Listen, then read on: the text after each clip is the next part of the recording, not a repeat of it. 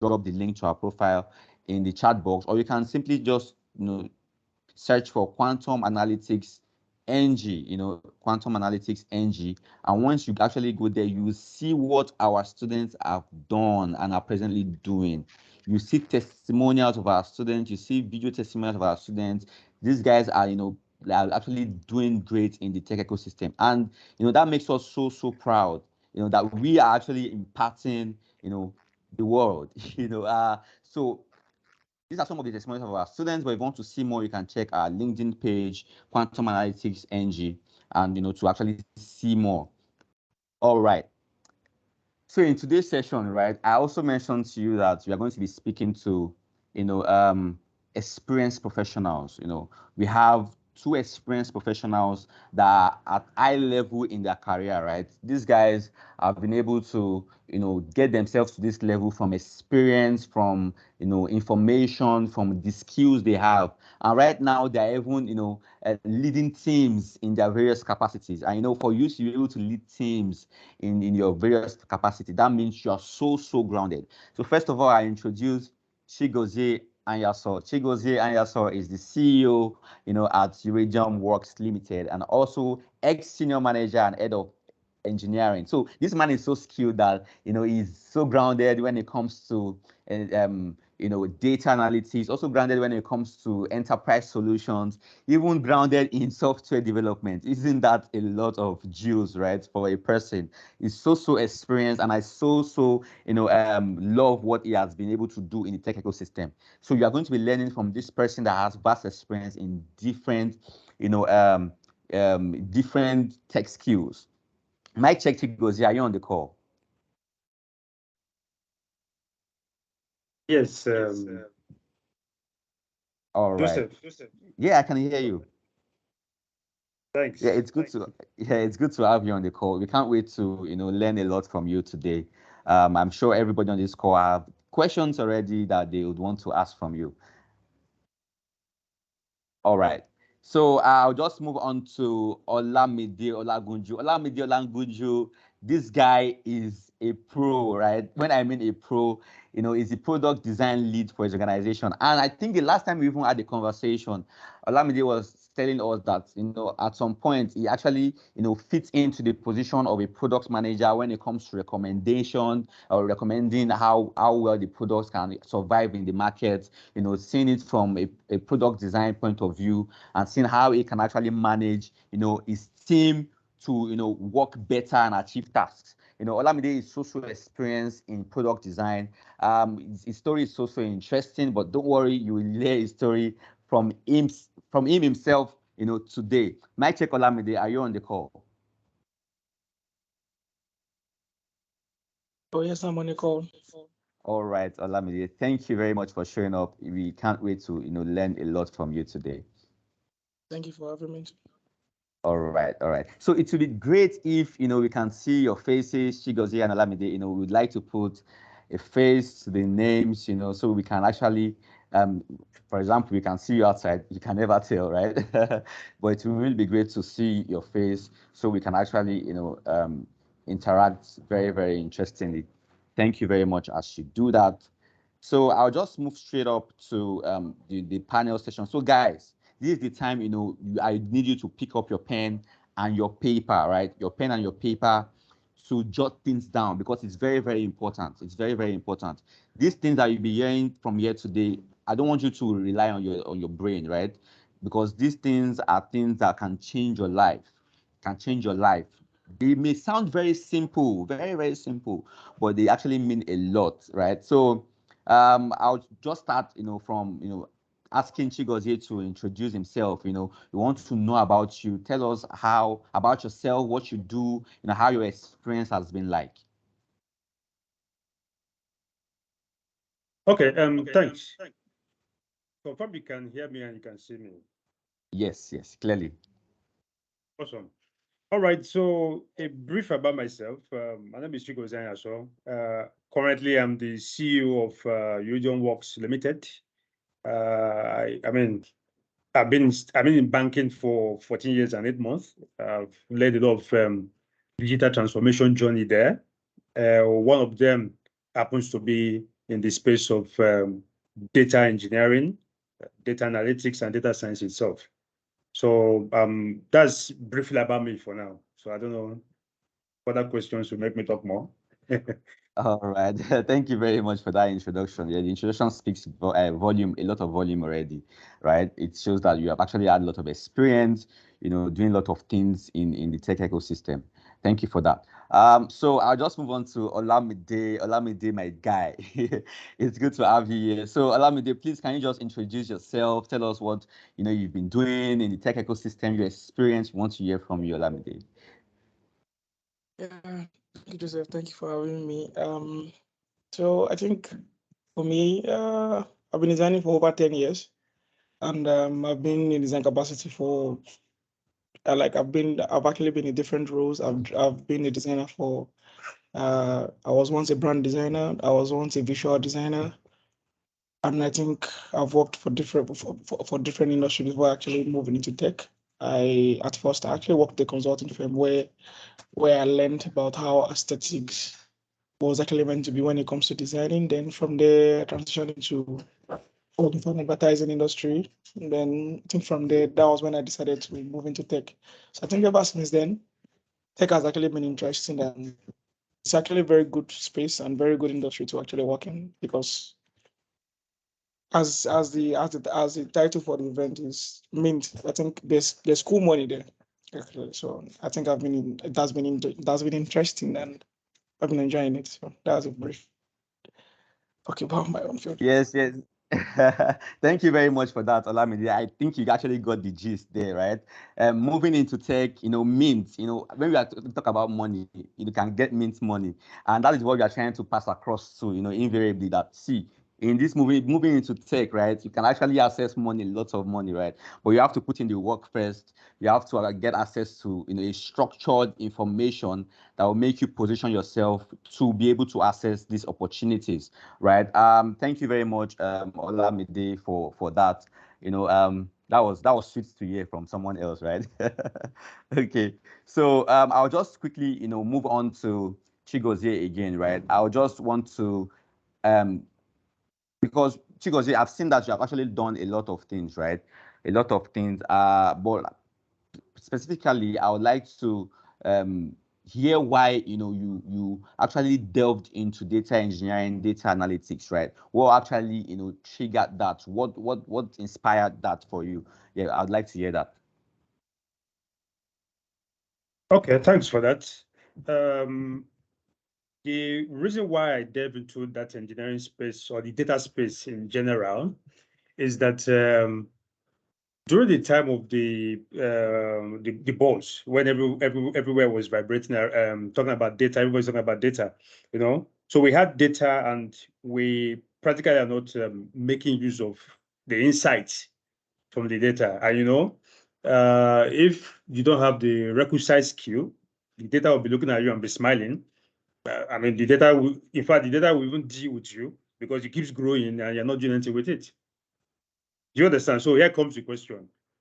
How do you extract the required value from data? And of course, we didn't want to make that mistake of jumping into it and just, of course, garbage in, garbage out, right? So we sorted out for knowledge, right? We structured the departments whereby we have data engineers with the sole responsibility of ensuring that data is extracted from all the data sources that we have based on our business strategy, because it's very important. I mean, it's not something you do on your own. There must be a well-defined business strategy for which you need to have your data science and data analysts readily available to make use of the data that will be engineered out, right, to extract insights and present it. So we moved into that place because we needed to ensure that in our data space, the value, because we're looking for three kinds of values from data. One is strategic value, right? So we want to be sure that our analysts right? Where they're coming up with their analysis, whether it's visual based, using visualization, it must target decision makers and senior management, right? We must bear that in mind because those at the senior level are not interested in what those in operation level are looking out for. So they need data that will tell them, oh yeah, based on our company's mission and vision, right? Our data is actually telling us that we are in the right direction. If not, there will be a need to take a call. The second one is we wanted a data environment where we'll be able to have things that will be more analytical for those in the middle management, right? Since that we get planning. So as a data analyst, you're able to work with the data that the engineers have already made available, come up with insights that would help us to know that we should plan for cash flows, for example, let's say in ATMs, in a particular branch, we need to ensure that, in this place, cash is always out, probably every weekend, ensure that there'll be cash there, probably because there's a shop right close to the ATM, things like that. And the final one is the operational side. Yeah, those supporting applications on the operational side, they need to know what is happening at the application or the database layer. What is happening there. I mean, are there customers having issues completing their transaction? I mean, is there something failing at the back end? Right. So, like I said, there are three key things that a data analyst should do if you're working in a financial environment. First, strategic. Your analysis must be strategic to serve those at the top, the senior management and decision makers.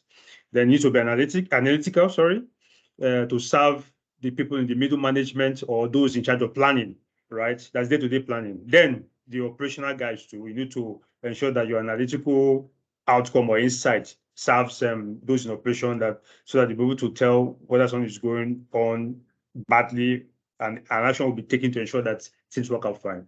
So basically, that's the reason why I'm moving to that space, because one, it's interesting. It's really, really interesting. Over to you, Joseph. Thank you very much for that. So, the key things I could actually point from there was, you said because the organization needed, to work on data to get insights that will now help, to recommend intelligent business decisions for the organization, right? Which is something that is interesting because it just makes you very, very important to the organization. You can actually manipulate every data that comes to the organization, clean it, analyze it, and present it and give meaningful information to everything you've done with data, which is something that I also find very, very interesting. So I really respect the fact that data analysts can actually do that because it's a lot of work background. But when you're doing their presentation, you just see a dashboard. You see a dashboard that is telling you everything in layman. But they've done some magic in behind the scene, right? Which is something that I picked from what you explained here. Thank you very much for that. All right. So Olamide, yeah. So Olamide, it's really cool that I have an experienced person like you, to clear some air about product design, right? We have people say product design, and you may just want to tell people what product design really is, in relation to UI UX, in relation to graphics design, in relation to anything that you feel that the people should know about product design. Please, we want to hear from you. Okay, thank you, Joseph. So for product design, I think for me it's more of having it in mind that whenever you want to design, you're designing a solution. So okay, let me pick from where Chigozie said. So like for instance, let's say in an organization whereby we have a data analyst, very good data analyst, and they give you they've done the whole data, they understood that okay, at this particular environment, these are the kind of audience that you have, and this is what they do. So it's for you as a designer, as a product designer, to understand the user. So I'll come from that angle. So we have designers, we have artists, you can, for a designer, you can design based on your emotion, how you feel, what you think it is. But as a product designer, you have to think about the user first.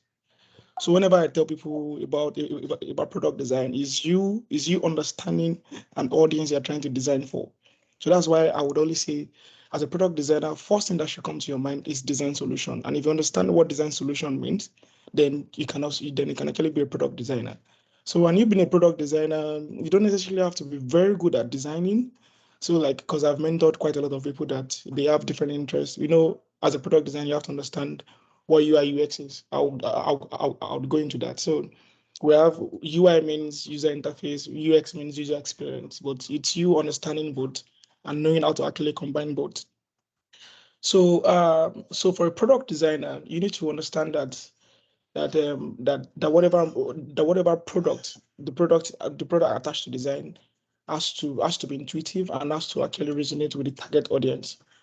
Everybody knows what design means. Design is just you bringing different elements together to actually come up with a very aesthetically pleasing product. But you being a product designer is you understand that whatever you're trying to solve or whatever solution you're trying to provide resonate and actually gives the exact solution the users need. So let me give a case study. Let me use Airbnb. I'm sure everybody knows Airbnb. So why I normally use Airbnb as a case study most of the time is that I love the fact that the design team, they're actually doing a lot when it comes to the design part, because they make sure that users are actually centered around their product. Whatever they do, whatever innovation they bring in, whatever design they do, they don't just even think about the aesthetics alone. They understand their data, they understand their user, even as far back as going into different countries to understand what the users need. So you being a product designer is not just you just designing, is you understanding that whatever I want to do, whatever I want to design is actually solving a particular problem. So using Airbnb as a case study now, for example, everybody knows Airbnb is trying to like come into the real estate space, not just real estate space, real estate plus hospitality, whereby you can you can look for an apartment, a short let, very easy, pay for it, book the apartment, and do all these things. So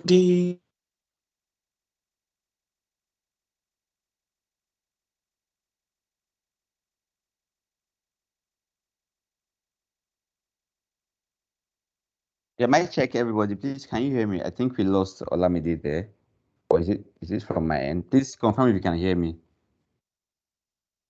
Yeah, I can hear you, but I can't hear Olamide. Or okay, I guess Yeah, that was I I can can hear hear you you, but too. can't I hear can hear Olamide. everybody. oh I okay, can hear okay, everybody. okay. Can I everybody can't hear hear me? him too. Okay, Okay, yeah, Olamide, I think we can hear you now. you can hear me now. Yes, it's better now. You can hear me. Okay. All right. So as I was saying, so they understood that whatever product they're building, they're actually building a global product. So the designers are not just thinking about, oh, Nigeria alone, oh, American alone. They're actually thinking about continental kind of audience. So they ensure that whatever they are building actually fits into different audience. So for those who already have an understanding of what product design means, there's a particular we have something called design process, design thinking. So in design thinking, we have different versions. We have design thinking, probably the major one, like the general one is you understanding your problem. Ideate. When you ideate, you do your research. After you do your research, after you do your research, you understand your audience, you do a pain point. Then after you do your pain point, you do the UI, and when you do your UI, you do the testing. So with that, if you can, as a product designer, if you can actually follow those process, you would make sure that within those process, along those process, the process that I like the most is the research part, whereby you understand the user, you negate what the client want. Like on my bio, like a lot of the time when I'm doing an interview and you ask me what's your quote, what do you think you do? I tell the client, I say I don't design for you, I design for your user. So in that part, that's where you do your empathy map, where you understand your user, Now you do a pinpoint, understanding what they want, and trying to be intuitive, put yourself in their shoes. You can have as much as probably like four or five different focus groups to understand what the user really wants. So once you do all that and try to follow the design thinking, you realize that designing is there's more to designing. Like there is more to designing. If and I can remember as far back that uh, I could designing wasn't at first. I was okay while I was in the advertising industry. They okay, fine. You design something very fine, be intuitive and the likes. But I realized sometimes you lose some target audience, and this comes from the angle of you not even putting the audience sometimes into consideration. So when you're trying to work on a product and you put your audience into consideration, you realize that there's a joy that comes with it. That oh, you go to Play Store, you see different reviews, they tell you wow, this product is actually nice, actually solving my problem. And I wouldn't lie to you that sometimes I work on product and at the same time you won't get good reviews, but the reviews you get are still reviews that you can actually still work on, that will still make you feel like yes, what I've done is not perfect, but I'm getting this review. I can actually still work on them. That's still that's it boils down to you not designing just for yourself. You designing for a particular audience. Do you get what I'm trying to say? So now, so um so in general, I'll just say product design is you not designing for yourself and you designing for a particular audience and making sure that whatever you design is actually working for them functionally and also at the same time aesthetically pleasing. Thank you very much for that, Olamide. You really hit the nail on its head. Because many people tend to confuse graphics design with product design. And a product designer is doing a whole lot of things. Empathizing and seeing how you can actually create build products that users will be able to interact with easily, and that also solve their problems at the same time. Which is something that you really mentioned there, and I really like that. Thank you very much, Olamide. So, guys, see, this is the time to drop your questions in the chat box. I'm sure that some of you might say, if you're not talking, please can you mic? Okay, that person now. Hi, are they doing? Please, can you mute your mic? All right. Thank you very much. Okay, so this is the time to ask your questions. Like you can drop your questions in the chat box, so that we will definitely give answers to your question, because it's very, very important that you make use of this opportunity that you have right in front of you. Okay, so let me just quickly go to Chigozie. I see that you have experience using some programming languages, right? Yes, some programming languages, but for a beginner in data analytics, right? Is it important to know how to code? Because it's something people usually ask. It's a frequently asked question, right? So I want you to shed some light on that. Okay, so for beginners, my response has always been like this: it's not really compulsory, but it's necessary, right? Why am I saying so? Today there are no code tools that you can work with to start. Tools like Power BI, Tableau. You can use them. You can start with those tools without writing any single line of code. Do you understand? Just so that somebody doesn't get discouraged, because I've found out that some people, they have this code fever. The moment you mention, oh, there's going to be coding involved, they get scared, not even knowing that coding is it's not that difficult at all. I mean, it just requires you to have this interest in it, right? However, with the way the industry is positioning itself, there are certain things that those specialized tools, right, will not be able to do for you. And that is where the coding skills is now required. So, for example, in the world of data, you hear of R, you hear of Python, and by the time you look at them, if you go to LinkedIn and compare, even if you run a simple survey, you see a lot of people moving towards Python, because that's what most large organizations go for. Do you understand? So Is programming language a must?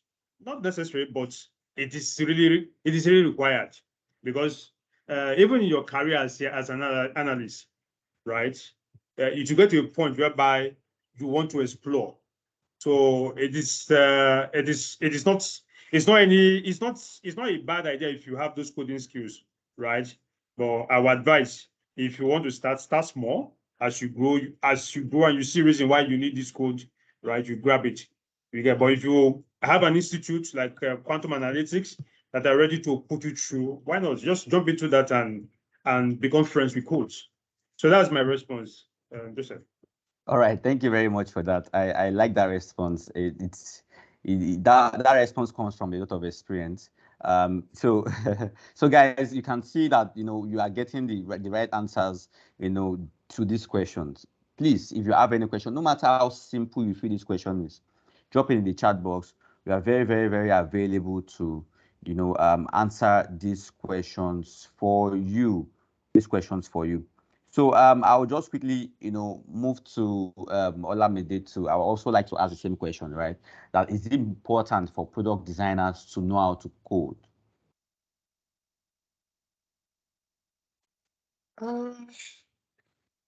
There's a great area to it. So let me come from the bigger picture down to the barest minimum. So there are some designers they call unicorn designers. They know how to code, and at the same time they are very good at designing. So they call them unicorn designers. Those guys, those kind of guys, when you have them in your company, they they they are one of the best. Like I've met quite a lot. I'm good at programming, but not on that level that I can tell myself, oh, I'm a very good I'm a very good programmer. So they call them unicorn designers because when it comes to engineering, they have a very good knowledge about it and they can code. But a lot of them are actually more front end person. Then when it comes to the UI, the UN, the UX, logos, branding, and everything, they are actually very good. So I would say it's a plus. It's not like it's important. I have other friends who are actually doing very, very good. They're doing very good, and they don't even know how to code at all. But they're actually very good when it comes to design solution, when it comes to design thinking, when it comes to like the quick response when you have problems with your product and you engage them, they give you answers instantly because of probably the product they've worked on before or their experience. So I wouldn't say it's necessary. I wouldn't say it's important. You can start as a no-code person, understand the basics of design, understand user experience, understand aesthetics, understand that, oh, these are the things I need to do. But coding for now, I would advise that you can remove it from your mind. When you've mastered designing, you've mastered the product designing, then I can tell you, take front end courses, and just have an understanding. Because sometimes I do tell people that what makes a good designer is you understanding that whatever I'm designing, can this front end manager that is working with me, can he code it? So that's you having a very good sync between a product designer and the engineers, because you already have an understanding. Because I think I've worked on some project that I'll do probably like a motion graphics, and I'll tell the designer, and I'll tell the person, or probably maybe I just went on with I came up with a crazy style or a crazy design, and the front end engineer is complaining that, oh, I can't do this, I can't. I'll just tell the guy, Alpha, no, let's do it like this because I understand coding. So I'll tell you, okay, let's go this way, let's go this way, let's go this way, let's go this way. So I'm actually talking in his own language. I don't know if you understand what I'm trying to say. Like, I'm talking in his language. I'm not just coming from a design perspective, because most of the time there's a rift between engineers and designers when it comes to interpreting what the designer has actually created. So it's a plus for you to understand it, and I feel like it's like and I feel like it's like a good skill to have. But for a beginner, it's something you can actually do away with. You don't necessarily need to have it, and we can still actually make cool cash just being basic product designers, uh, being a basic product designer and not a unicorn designer. It's a plus, and it's just for you to probably like make yourself unique in the industry, and probably have a different path or have a different channel to your career path. Because as a product designer, you can be a product design manager or stay in the product design field. If you're actually staying in the product design field and you want to be a senior product designer, I would strongly advise you to take front-end courses, most especially. You don't need to take back-end courses.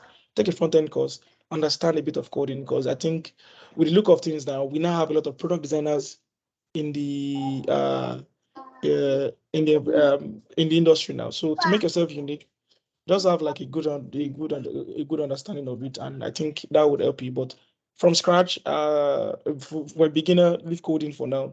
Like leave coding for now. Get to a level whereby you can beat your chest and say, yes, I'm a very good product designer. Then you can now take coding courses, and you don't even necessarily have to code.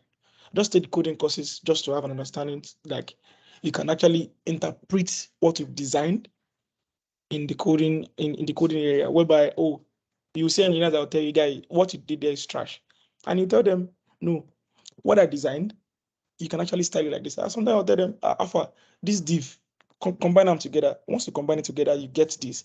Okay, to take this space, take this, take that, take this out. I like just for you to just speak in their language, so that there'll be a very good sync. I think that's what I believe the coding part, where the coding part comes into product design, but it's not necessary, but it's important to have when you are trying to become a senior product designer or are trying to climb up the ladder. Thank you very much, Olamide. It's really very, very detailed explanation. Yeah, so things I can pinpoint from here is that as a product designer, you can start without coding. Yes, yes, yes. You can even decide to continue your career without knowing how to code. But over the time, over the years, because of experience of how you can be able to design products in such a way that it be convenient for your friend front-end developer to work on and to make functional. And it actually helps you to be able to read codes if you just want to check a front-end development program to know how to read codes to align better with the engineers. Thank you for that. Okay, I see some questions in the chat box already, right? I see lots of questions in the chat box already, and I'll be picking them one after the other. And so I have this question from Adebo Wale, and this question is 2 in 1. I'll be directing this to Chigozie. And so this question is, please, what's the main difference between a data engineer and a data scientist? What is the difference between MySQL and SQL? Okay, quickly, a data engineer is someone or the person who is responsible or who is in charge of ensuring that the data that the data analyst and the data scientist will be working with is well structured, well architected, based on I call it business strategy of the organization or the data strategy of the organization. What am I trying to say? So, for example, let's assume you want to know. I mean, coming from the financial side now, you want to know.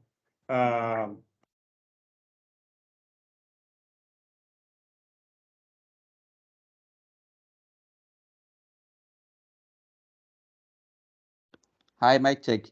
Sorry, Chigozie, I think we lost. Oh, sorry.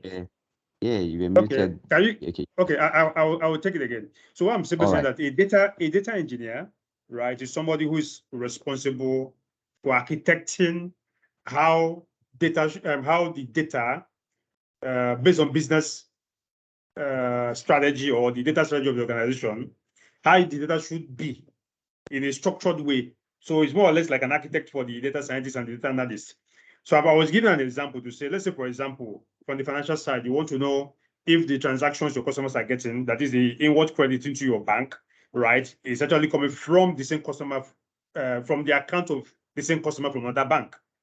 Do you understand? So what that simply means that the data engineer, right, who is the custodian of the data, because we find more of them around the data warehouse, will share a table structure that contain all those kind of data. So in order for the data analyst to use maybe Power BI to put the data together in a beautiful visualization form, right, and make a presentation, then the data will not make sense. So a data engineer is someone who is saddled with the responsibility to ensure that data is extracted from different sources, whether structured, unstructured, or semi-structured. So they put it in a form to ease the job of a data analyst and a data scientist.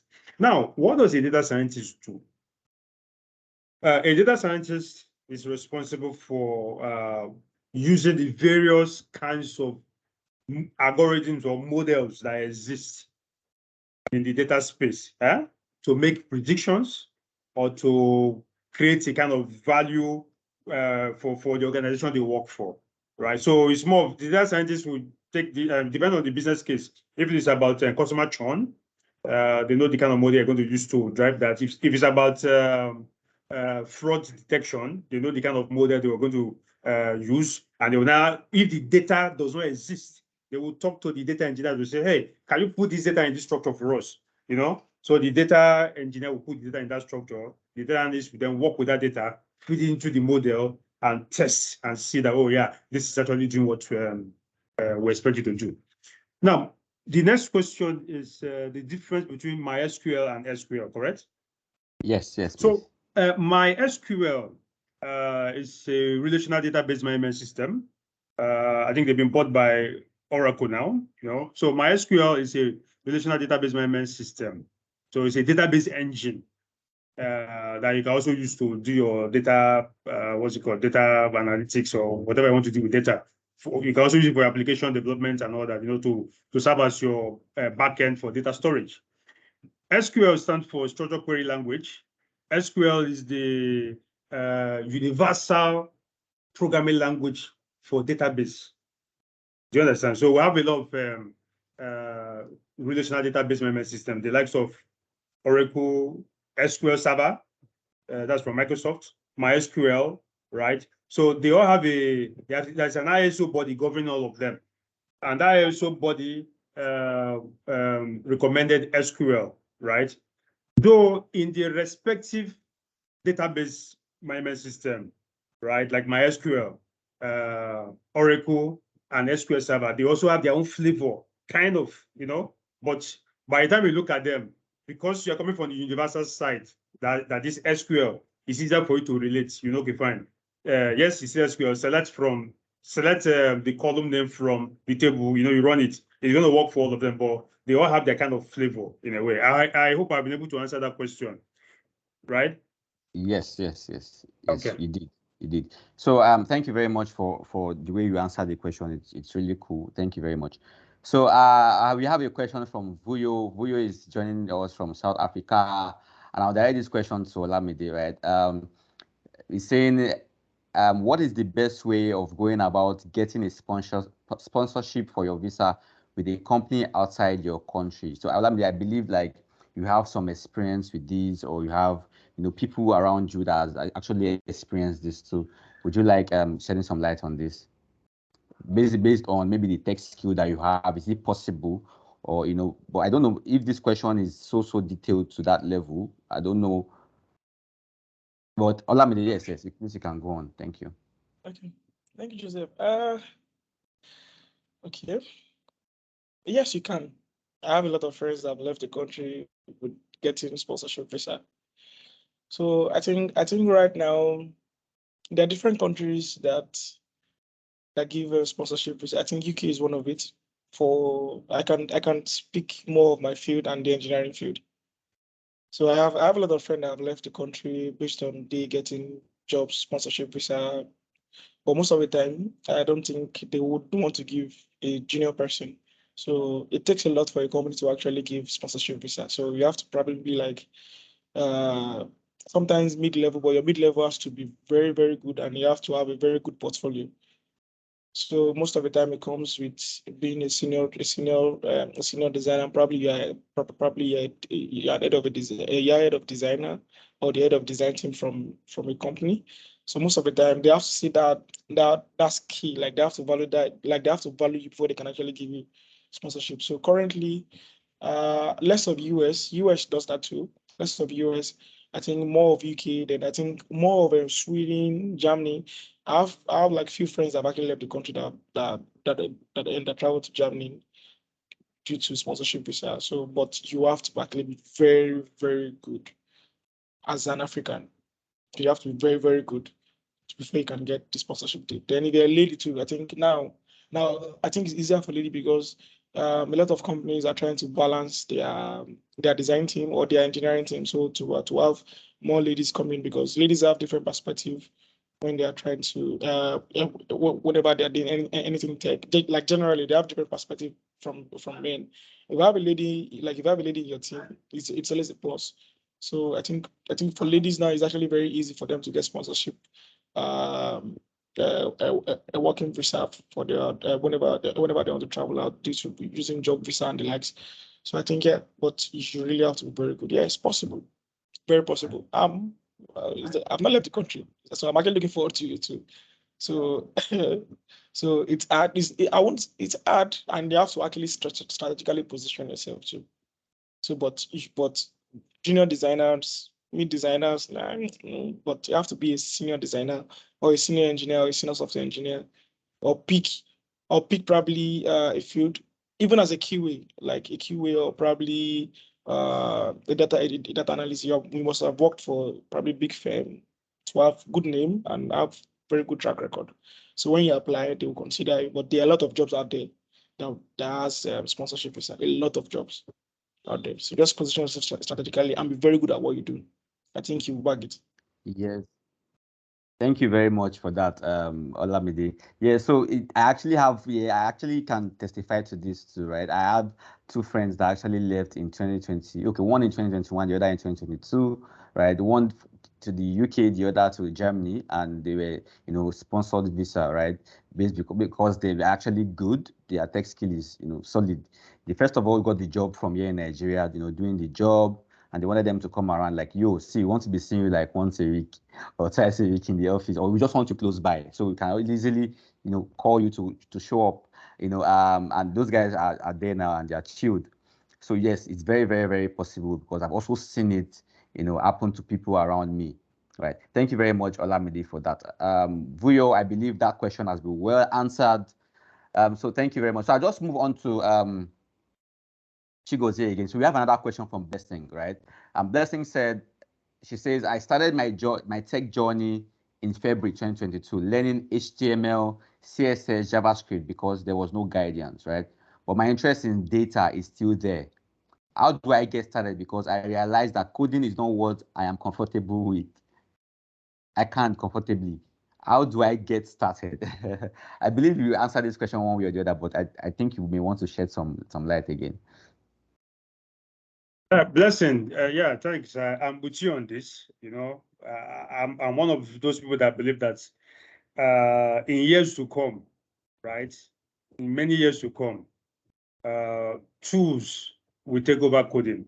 But that simply means that you find people that are coding, busy writing tools that will help people help people that that didn't start from IT, that don't have IT background, to just drag and drop and they move on from there. A typical example of such tool, if you've been following what is happening in social media now, is Chat GPT. There's this tool now called Chat GPT. There's nothing that tool can't do. I've been trying it out and I've been having fun with it. So what that simply means is that for the likes of you, you can work with tools like Power BI, Tableau, and that's why we have. In fact, there's so many of them like that, and that's why we have the likes of quantum analytics here. They can actually bring you up to speed. So our advice is get enrolled, and along the journey, you'll see that these things are quite easier than you thought.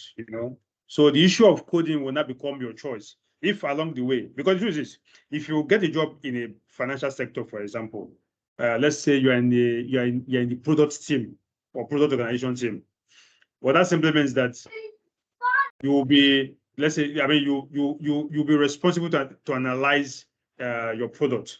There are tools to do that, drag and drop. point and click and set properties and all that. Before you know it, you already have, you've seen value from data that you cannot go and present to your supervisor or to your management. You understand? So there are tools for people that are not coming from coding background. So that's it. All right. Thank you very much for that. I believe that question has been well answered for you, Blessing.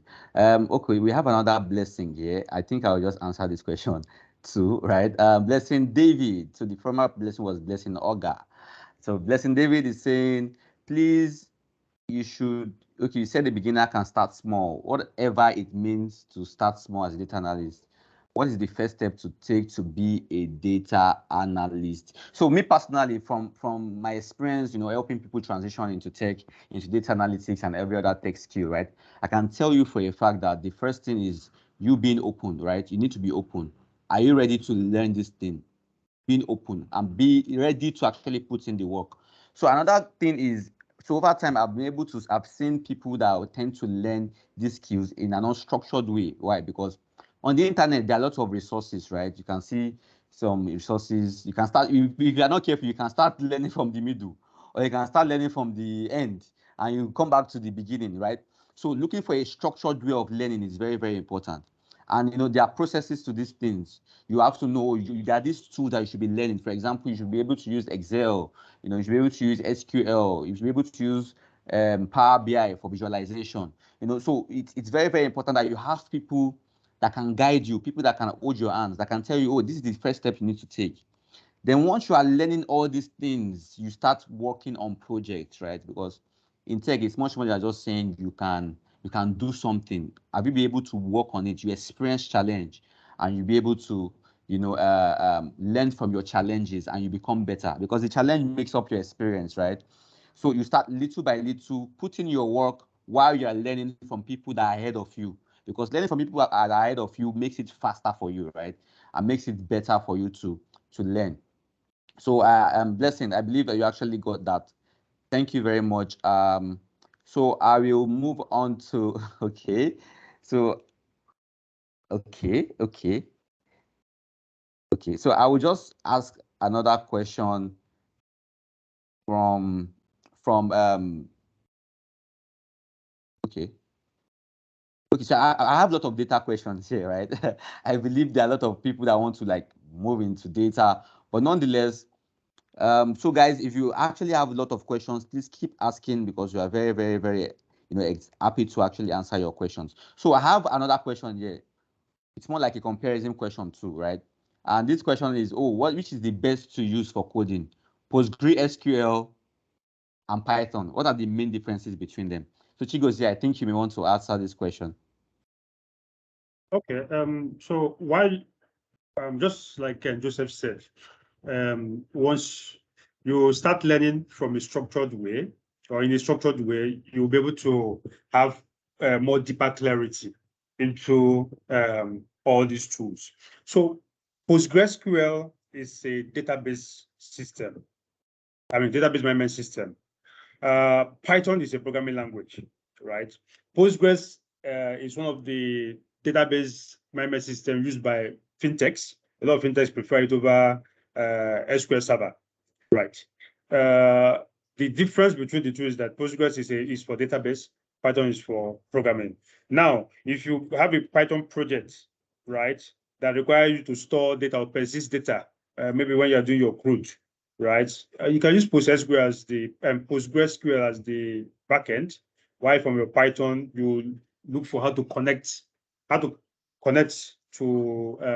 PostgreSQL and start data, update data, read data from it. So in your own case now, depending on what you want to learn, once you start your data journey, definitely along the way you will come across Python. You definitely come across database, Postgres, or any which one. They all use SQL, and I believe that will help unify your understanding. You say, oh, this is the reason why we're using this. Oh, now I understand better. I hope I've been able to answer that. Yeah, yes. Thank you very much. That's actually something that is very, very important. First of all, making them know that some of these tools have their main importance, what they actually do, right? And they are also very, very important. So some of these tools can actually be used alternatively, right? For example, like Tableau and Power BI, they're both visualization tools, right? They can be used alternatively. So it's just like saying you are using Excel and you're using Google Sheets, right? So guys, please keep asking your questions. I like the fact that you are asking things that you need clarification on, which is the essence of this session. So you can hear from top professionals like Olamide and Chigozie. So guys, I'll just move on to Olamide again because for Olamide, you've actually done a lot of built a lot of products, from I'm sure from fintech to every other product that I may not be able to mention on this call, right? And I can tell for a fact that when it comes to opportunities in product design, you can pinpoint, you can say how well the opportunities are in product design, right? So we'd like to hear from you, like how well that the opportunities are, for somebody that just finishes a program, a training program in product design. How well can they tap into opportunities in product design? I think right now, there are a lot of opportunities, like a lot. Done different job searches down to intern. There are a lot of companies that want intern that you can, well, like paid intern. And like I would say there are a lot of opportunities once you are done with your course. But one thing I would say is that when you're learning, learn and put your mind to it and put a lot of energy to it. That you try and be the best among the guys that actually went for that training or for that boot camp. If you come out, if you put your mind to it and you try and make yourself unique, you even get jobs that even like probably, let's say, as a junior designer. So there's a lot of opportunities, like a lot of opportunities. A lot of opportunities. It just depend on how well or how serious you actually took the whole training and everything. Just put your mind to it. Put your mind to it and be unique. Understand the basics. Even if you're even like a lot of times when you try to join this kind of boot camp, or you're trying to be a product designer or a UI UX person, at the beginning, at the initial stage, a lot of them don't have prior design knowledge. So their design skill is not always up to par. So sometimes they feel like, oh, they are not doing well. But what I normally say is that understand the UX part. Because as a product designer, there is a UX, there is a UI part. No matter how large the organization is, you still have to probably split your team into two. Like for me now, at the initial stage, I'm more of a UI person because I started as being a brand designer and the likes because I understood aesthetics very well. So transitioning into product design, UI came to be my first like my magic wand. But later on, I took a lot of courses and I understood better why UX is actually more important. So now I even like doing the UX more than the UI. Like most of the time, I don't like spending my time on the UI. I do the UX more. So from camp, if you know you're the kind of person that you're not really good with design, you're just learning the design. And for design, it takes a lot of practice. It takes lots of doing. You cannot just all of a sudden wake up and being able to interpret data into design or being able to interpret product requirement document into design, but understand the basics of UX so that even while you're doing the interview, me that actually want to bring you in as an intern, let me see a value that you're bringing to the table and see that, oh, she might not be that good with the UI, but I think she understands UX perfectly. And it's something, UX is something that you can actually learn and perfect, even from your bootcamp, even from your training, even as a junior designer. So that's a plus to the team. And also, if you're the kind of person you're coming from design background, make sure that you understand that UI very well and you understand UI applying not just design, understanding that whatever you're designing, you're actually designing a solution. So you can complement anybody, anywhere that's going to be on the team or the person you're actually going to work with. So with that, from bootcamp, so pick one. You can't do the two. At the initial stage, you can't balance the two.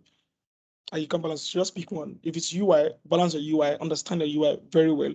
Or pick the UX, balance the UI, understand the UX well. So when you're applying for jobs, they would ask you, even big companies, likes of Meta, likes of Airbnb, after like most of the time it comes in as a last question. They would ask you, oh, as a product designer, what's your forte? Where do you think you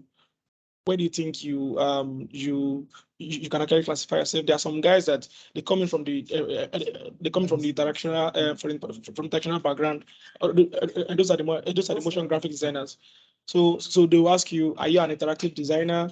Are you more of a UI person? Are you more of a UX person? So that when you come on board, whenever they're trying to like do like a pod means that you're trying to have like a group of designers or like a group of like a team to work on a project whereby you have a designer, you have a product manager, you have a programmer, you have a front-end person, you have a back-end person, like that. So they will know how to actually fit you well into those kind of teams. So pick one. You can't balance both.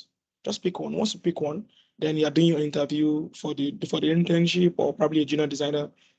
While you're talking, rest on your forte, rest on the part that they've actually perfected for now. Then with that, I'm very sure that the interviewer will be like, okay, yes, I think this person is actually truthful, and the person is willing to learn, and the person has a strength and has a weakness. But the weakness is something that we can actually work on. So that's it. So there are a lot of opportunities.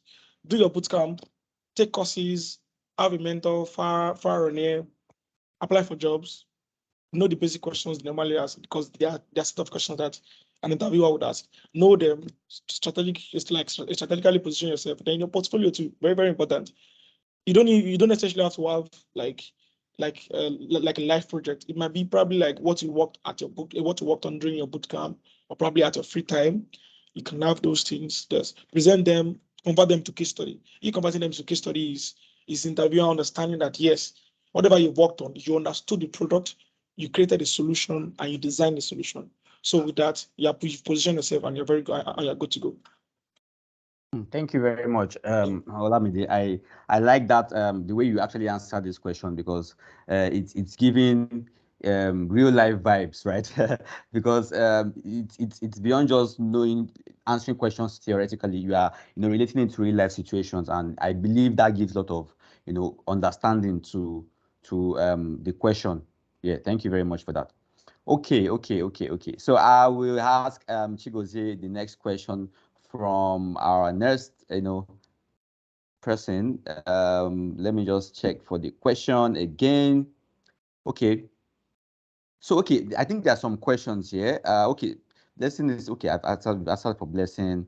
We've answered for Kolade. Okay, I think you answered for from blessing's question. Kolade's question has been answered. No, my questions has not been answered. Kolade questions has not been answered. Yeah. All right. Okay, let's take a question, right? So okay, let me just go on with your question, right? What role can I take if I develop my proficiency in my SQL and Python? So Mr. Chigozie, to be specific, what can I do with an interaction of SQL and Python knowledge? Okay. This Chigozie, you can go on, please. Okay. To answer the question at the top, what role can I take? Yeah, so you can take up the backend engineering role. Yeah, I mean, if you have a Python skill, right? Python is a multi-purpose programming language. It could be used for data science related projects. It can also be used for to create banking application APIs, depending on the environment you find yourself. So your skill with Python and MySQL position you as a backend engineer, right? You could be working with other team of engineers working on a large project that has been broken down into microservices, right? And you give your own task, and your skill set is Python, and the backend supporting your implementation is MySQL, so you could actually do your thing, following all the solid principles in programming language of your choice, and have things implemented. Kolade, I believe I've been able to answer. If not, can you buttress more so I can respond? Yeah, I think from what you said now, you mentioned specifically banking app. That means I could take up role as a mobile developer or app developer. No. So in application engineering, the mobile developer will be classified as a front-end engineer, right? So mobile guy, because whatever he's doing is on the mobile side. However, for those features on the mobile app to work, there's a need for an API. Do you understand? So that API is the engine that powers the transfer functionality, the buy airtime functionality. it's a very big task. It's not what's it called? It's not a small task, but of course it's doable. The backend guys are always at the background. People really don't see them, but customers don't see them, or customers will not even know them. They only know the mobile app they are looking at. You get. So what I'm simply saying is that if you have this skill set, right, whether in the financial sector, insurance sector, or whichever sector you find yourself, right, you end up becoming a backend engineer, right? Because there's division of labor in the engineering space, right? There's a back-end guy, there's a front-end guy, there's a UI UX guy, So when the design is done, somebody needs to do a front end for it, using maybe React or Vue, or whichever front end, Angular, whatever they want to use for the front end. But somebody needs to share an API with the front end guys to say, hey, if you want to do onboarding, this is the API that's by the time you've collected the details, you submit. The API will receive it and go and dump it in MySQL database or Oracle or SQL database. Do you understand? So for this kind of role, I see you being a backend engineer. All right, thank you. All right, thank you very much, Chigozie. Kolade, I believe that your question has been well answered now. Thank you Yeah, very much. sure. Yeah, Sure, yeah. thank Okay. you.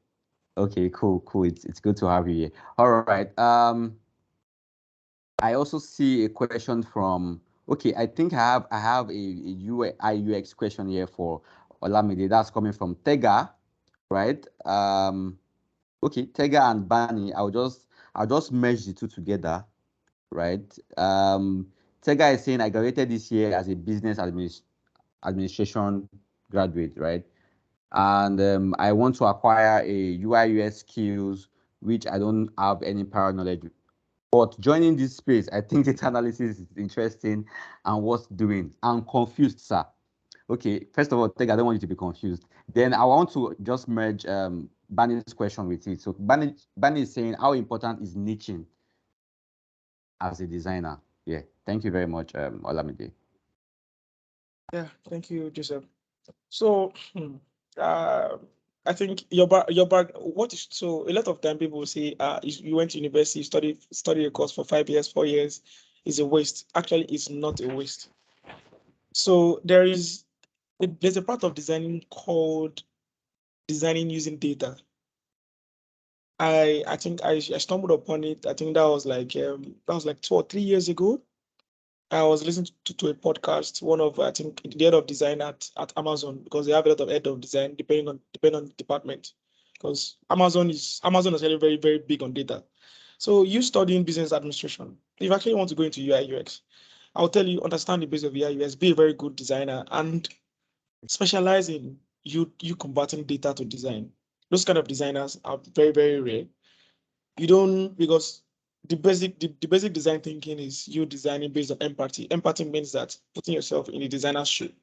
But coming into data design is you understanding, like, for instance, you're working for Amazon, and you probably build a new feature. Amazon has so many users, different countries, so many, like, different continents.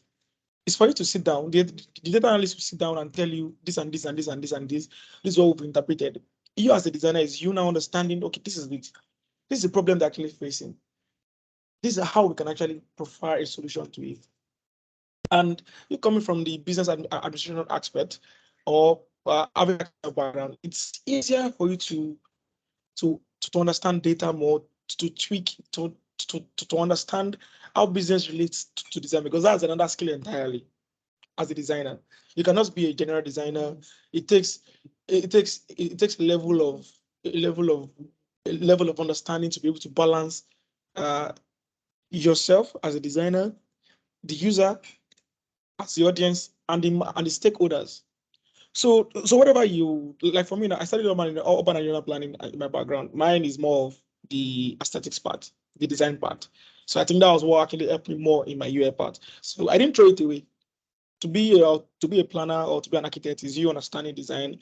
I did that for over 5 years. So coming into the design space, it added more. It was an advantage for me to understand more as a UI person. So whatever background you have, any field you are in the tech, it's always a plus. So if I actually want to go into data analysis, it's not bad. You can still go into it too. What you studied in school too still relates to it. You can actually apply it to it. no knowledge is lost. No, but the years to spend the school is not a waste. So just understand, be sure of what you want to do. Then always understand that. So what I would also say is, if you're starting something afresh, you need to have mentors around you. So look at the people around you, look at those who surround you, and try and prioritize. If, for instance, you're trying to study data analysis, and you don't like, you have probably one or two people that you can talk to whenever you stumble, or probably whenever you have a red brick or a brick wall. So if you have more of designers around you, I'll suggest you go into product design, since you've not actually picked one. If it's actually data analyst, like data analyst people that you actually have around, pick that side, because whenever you stumble on any problem, you would have a solution to actually you have whom to run to get answers from and the likes. But both fields are actually very, very cool for your background. You don't have any issues. Then the other question, how important is niching as a designer? As a beginner, please don't niche. Please don't. No. Understand the basics. Understand it very, very, very well. Then when you get to the mid-level, then you now start saying, okay, in the aspect of design, or in the aspect of product design, this is what I love doing the most. So for me now, my niche keeps changing because I have different tastes. It comes as like every year I have different goals, what I'm trying to achieve. So there was a time, as I mentioned earlier on, there was a time I was trying to understand what it means you using data to design instead of using empathy. And there was a time I was trying to understand anthropology. Anthropology is you understanding human behavior, like it's more or less like understanding how people react to a product. That's anthropology. So there are different times I just pick in each, try to understand it. And once I see that, okay, I've actually conquered it, then I just move to another niche so that I can actually be versatile. So it's for me, it's something I just do at random, and I pick what interests me. So you can actually pick one too. I have designers that they love anything moving. They don't like doing the basic design. They love anything moving. Like whenever they design a UI, like scroll 1 to 3, there's an interaction. Scroll 1 to 3, there's an interaction. Scroll 1 to 3. So you having that kind of designer on your team, it's a plus. So you can pick a niche depending on what you want. But at the initial stage, understand the basics, perfect the basics. Then as much as you grow, then you see things that interest you. There was a time I was actually very big on minimalism too. Then my best color was just black and white. I can design black and white all day. Then probably later on, I have to go back to the color scheme and look at it. Oh, there's a color guide. Then I'll start coloring and start changing. So at different point in time, you see designers, you see different designers that have different niche, and you just be like, okay, yes, I think I like this part. Go into that part, understand that part, conquer that part, then move. Pick another niche too, so that you won't be one-sided. Because as at that point in time, you already have very good knowledge of what design is. You can balance it. Whenever a client comes around, you understand what the client wants. So whatever the client wants, you can say, oh, I think this client is a minimal person. So go into the minimal design. Oh, look at this client. The samples or the company examples that the client is doing, I think they are more of an interactive product or website. Okay, let me just go into this. So with that, you're not here. You're not here, you're not there. But you have niches that you've actually conquered and you're actually very good at. So with that, you're good as a designer. But at the initial stage, please don't. Get the basics perfectly. The basic is actually very, very important. Once you miss a basic part of it, and you grow and you get to a particular point, you just realize that a designer will just bullshit whatever you've done. And I don't think anybody wants to face that kind of thing. So that's it. Thank you very, very much, Olamide. So it's very, very good that in as much as you know that there's niching, it's very good you have the fundamentals of every aspect of product design. Yes, and for Timilehin, please don't be sorry, was that Timilehin? No, not Timilehin. For Tega, please, you have to be able to make a decision, right? To know where you want to start from, because it's very, very important. I always advise, see, find what interests you, right? Find what you enjoy doing. So check these tech skills. As we have mentioned some things in this session, you can make further research, right? You can also chat me up. I'll definitely drop my number in this WhatsApp group. Sorry, I said WhatsApp group, in this chat box very, very soon, right? So that we all can reach out to me and we can have one-on-one conversations about how you can decide what skill you want to do, want to delve into. Thank you very much, Olamide, for the way you answered that question. So I would want to quickly ask a question, because this question is very, very important too, for Chigozie. And this question is from Daniela. Daniela said, "Oh, thank you very much for asking my question. A friend that is a data analyst and said the data space is oversaturated, like getting a job is difficult. How true is this?" Well, it's not really about the data world. It's everywhere. I mean, you must be the best of the best. One mistake people make is that when they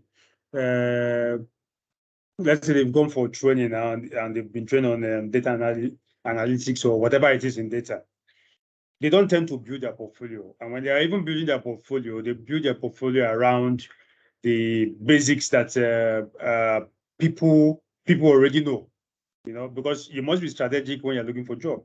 You must distinguish yourself in your CV, right? Let me paint a typical example. Before I joined banking in 2008, right? While I was working for a technology company, I actually built a banking internet. I built a banking internet banking, and I called it Bank X. That's what I just named it Bank X, and I had it on my system. I was just playing around, you log in, you do a transfer. I built it even without having a complete knowledge of how a core banking system works. When I came for interview, right, that was the icebreaker for me. I mean, that was the deal breaker. Just the fact that I mentioned that, and they asked me, "Have you worked in a bank before?" I said no. They said they wanted to see that I did the demo. Like, how, so that caught their interest to say this kind of person will be very inquisitive and would like to, go beyond the basics. So on the data space, here's what I tell people. When you're building, when you finish mastering things around data, right? You now need to distinguish yourself by building your portfolio by putting things that are not just the basics. Some people will be putting things around Titanic data set and all that. Nobody want to, no serious organization want to look at that. But if you put things around, let's say you're going to you want to apply in the telecommunication environment, and you build your profile around customer churn around telco, or how to recommend products, right? Those build things, So when they are going through the CV, the person looking at the CV is seeing value. I mean, if you come into the environment, they'll be able to prep you in, distant time, you'll be able to roll out things for them. Do you understand? So, like the former chief marketing officer of MTN, when I was MTN then, he said, see, a lot of people say there's no job, but those that have value to offer always get something, always get a job. That's what I believe. So for me, please do not be discouraged, right? It's stressful, right? It's stressful, but you must go that extra mile to distinguish yourself by building on your portfolio. Thank you. Thank you very much. Thank you very much for the way you answered that question. I'm sure that question has been well answered. So I have a question from Timileyin, and I'll just quickly give clarification on this question. So Timileyin is saying, for me that have no background in tech, I've only worked in the financial sector bank as a branch operations staff before moving to the UK for my MSc in business and management. So I want to ask the best professional course to kickstart my tech stroke data analyst career, so to say. So similarly, I'd always say for a fact, right? For tech, right? It's the first thing is they want to see, do you have the skill, right? You need to be able to acquire the skill first. So you have to find a way to acquire the skill, right? Acquire this skill, know how to use these tools, and know how to apply it to real life situations. That's what we call problem solving skills, right? You know how to apply it to real life situations. Then you can now start taking certifications. Maybe you want to take a Microsoft certification, to further, push or to further add value to your profile, right? So it's very, very, very important. Learn these skills, know how to use these tools, know how to apply it to real life situations. Then you can be able to position yourself to get opportunities. Very, very, very, very important. So Team Learning, that's that. Yeah, you can actually do that with quantum analytics. You can help you achieve that. All right. So I'm just going to take two more questions because yeah, we've gone beyond schedule, and then we'll see how we can wrap up this session. So I'll just take this question from Bani. Bani again. Bani is saying, what are the common portfolio mistakes you find in a junior designer's portfolio? Yeah, a junior designer portfolio. You may want to help us take that, Olamide.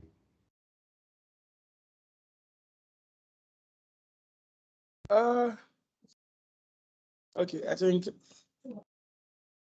most of the time is how you interpret what you've done.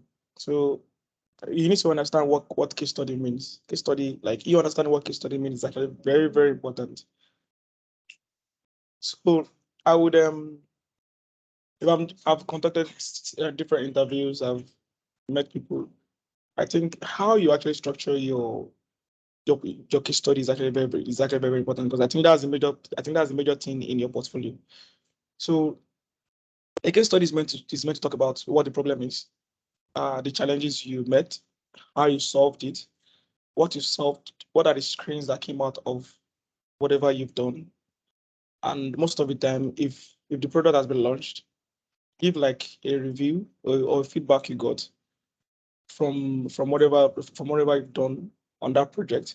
If it's not a live project, give your what's it called, things you've learned from the challenge and the things you've actually gotten while working on the project. So you get me well.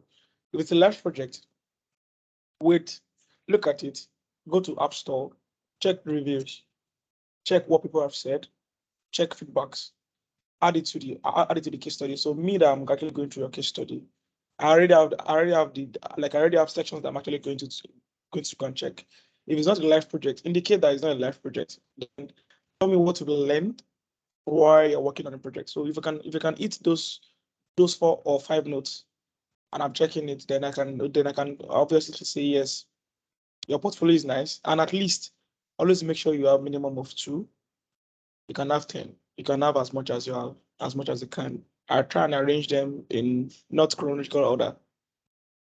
How best you think you've actually analyzed the case study. A lot of people try to use the chronological order. I don't mind if you are sharing a project you've done 20 years ago, but it's well structured, explaining what you've done, and is more detailed than projects you've done of recent. It's called case study because you are trying to explain what you've done, how you've applied your skills. So I think that's what most junior designers do. They just do random screens. Just do while they are trying to do their challenge on Twitter, challenge on Instagram, like probably 1 or 2 screens or something. You drop it in your portfolio and tell me, oh, this is your portfolio. No. If you don't have a live project, think of something. Think of a project. You can pick GTB, redesign GTB app. Think about it. Oh, this is what GTB is doing wrong. As a UX person, as a person coming into the industry, you obviously have a different point of view. There's GTB app, there's UBA app. There are apps that you can actually check.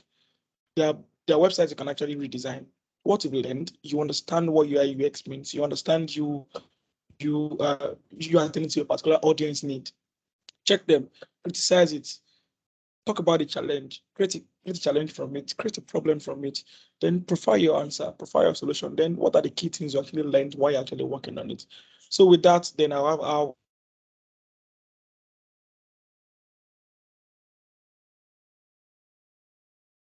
be in time pass to any project I'm actually giving you, because a lot of times, if I'm actually if you're working with me as an intern or probably a junior designer, I'll throw you into it well. Go and learn it.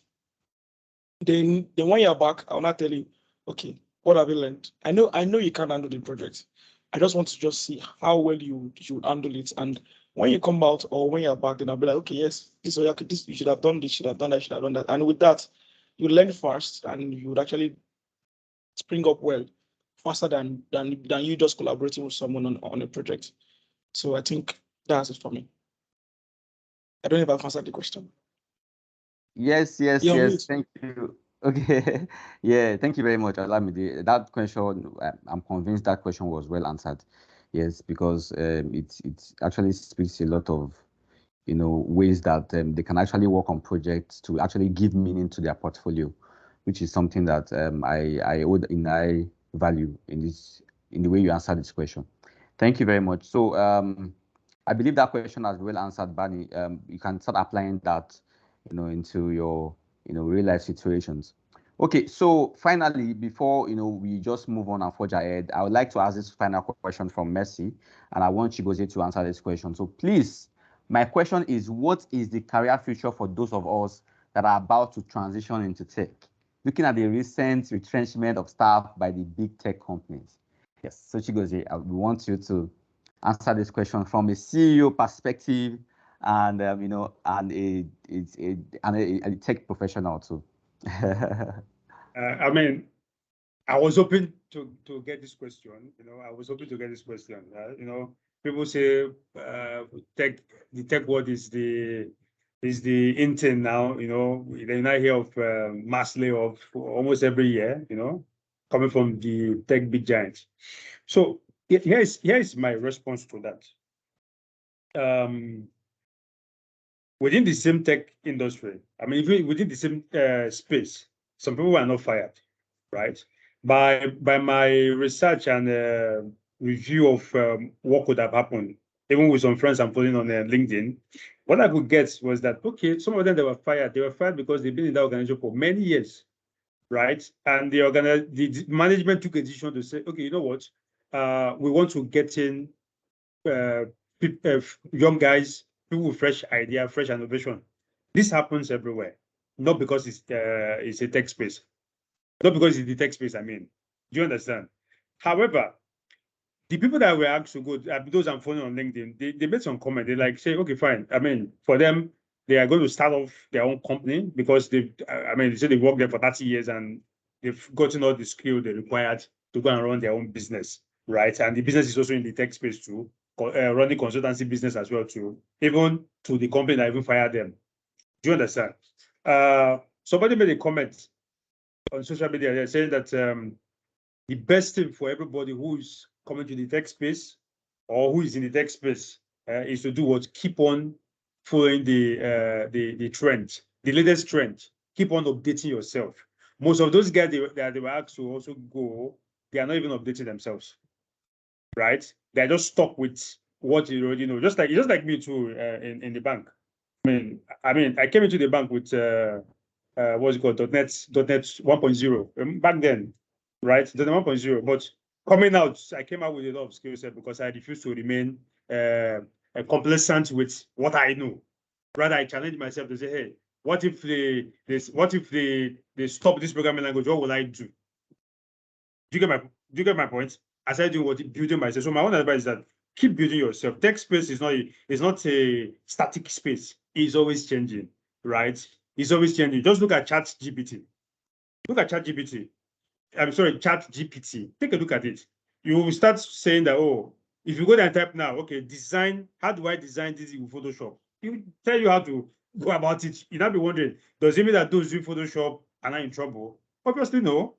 Because if as long as you keep updating yourself, rather what people should not be doing is like, okay, fine, this GPT, how do I make it my companion as a developer? Meaning, as I'm developing, can I use it to get some facts and details to add to my work, to make my work easier? Content writers as well too, are they out of job? Would they say because of ChatGPT they're not out of job? Content writers, they also become smart. They update themselves on how to use ChatGPT to be improving on what they do.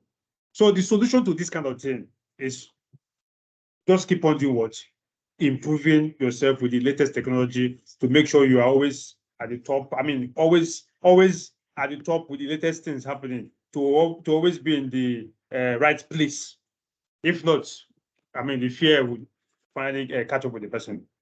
I believe I've tried to answer that question. Yes, you did. You actually did justice to that question, and I actually like the way you answered it. It's very, very interesting because yes, this kind of question I was expecting it to come up, but you've really done justice to this. So thank you very much for that. At this point, I would just want us to know that we can't answer all the questions here on this call, everything, but definitely you can still get answers to these questions if you would like to reach out to me, right? You can also connect with our guests Chigozie and Olamide on LinkedIn. They will be happy to connect with you too on LinkedIn. Yes, yes, yes. And so you can also ask questions from me, outside this meeting, because I'm very, very available to answer all your questions. So, guys, I'll just moving on to how our programs are structured. But before I do that, I would like to thank Chigozie and Olamide very much. Thank you very much for doing this with us, for giving back to the society, trying to impact young tech professionals that are trying to find their foot in the tech ecosystem and trying to make them see how they can find their ways. Thank you very much for honoring our invitation, and we really appreciate it. Thank you. Thank you, All Joseph. right. Thank you, Joseph, for having us. Thanks, Joseph, for the opportunity to speak to everyone. Right? Bye. Yeah. Thank you very much. All right. So guys, it's been a very wonderful panel session here today, and we've actually learned different things about these different tech skills, how you can get started, how you can access opportunities. In fact, how you can even decide to start your company, on your own. You have the skill, and you can get this skill. You can actually, do anything with this, tech skills that you can acquire. So guys. So I'll just quickly move on to our program structure here in quantum analytics, right? So the way our programs are structured is hands-on training, right? When I mean hands-on training, you are getting your hands busy, you are doing the real thing that you should be doing to learn, right? It's not just reading theory, it's not just reading things. No, you are getting your hands busy. And you'll be learning from practicing professionals. When I mean practicing professionals, so your trainers will be people like Olamide, people like Chigozie, people that have years of experience, in these different tech skills. They can actually teach you. They'll be pouring their wealth of experience on you, just like learning from people that already have the roadmap, that already have the framework for you. It's just for you to pick and learn, and it makes your learning journey faster, right? Then you also have the opportunity to work on your portfolio. So you work on projects, lots of projects. So for example, our data analyst track program, you actually work on up to 15 projects, and these projects will make up your portfolio. These projects you experience challenge, you learn, and you actually, be able to see how you can solve real life problems, because it's about solving problems for your organization, right?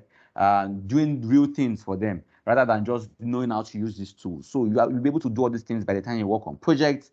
And your portfolio is something that technical recruiters want to see. Yes, quote me anyway. Technical recruiters want to see your portfolio. They want to see what you've been able to do. Yes, your CV is important, but your portfolio is as important as your CV too. And so we help you, achieve this in your journey. So guys, you must be asking, oh, how do we support our students? How does quantum analytics support the students? I've learned from you. How can I get more value to, speed up, my chances in the tech ecosystem? Yes. So you must have been seeing when my colleagues have been dropping in the chat, but we'll join our Telegram community. So we have a vibrant community, of techies like yourself or enthusiasts like yourself, right? From over 30 countries. You can actually get information, knowledge, you can get ideas, keep getting information, from that community. And you can never tell, you can even get opportunities from there. You know what communities can do for people? Yes, you can get opportunities from there. And you also have access to, LinkedIn optimization sessions. So during our trainings, there are sessions where we do LinkedIn optimization. There are sessions we do teach you how to optimize your LinkedIn. So if you check our page on LinkedIn, you see a lot of our students make posts about projects that they've done, right? So that's like some of the signs of how to optimize your LinkedIn.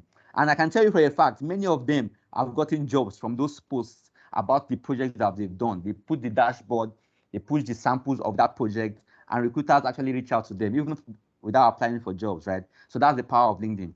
I will make sure that you'll be able to access these kind of things while you learn with us, right? Or when you are a student. Then we also have sessions called CV revamp and interview preparation sessions. So we have sometimes our students will be like, oh, I've been able to learn. I have an interview. Please, can I do a demo interview? Can you give me some insights on how I can prepare for this interview? yes, we can give you insights. You can reach out to, by the time you actually join our faculty, you know how to go about these whole processes, right? And so we also have, letter of recommendation. So if you are getting a job and you want to get a letter of recommendation of where you actually learned from, where you actually learned this testing from. Yes, you can get a letter of recommendation from us. Yes, yes, yes, yes. That is very, very important. Provided that you actually pass through our faculty. Yes, that is important, and we can do that for you. Then we also hold sessions on how to access remote jobs, right?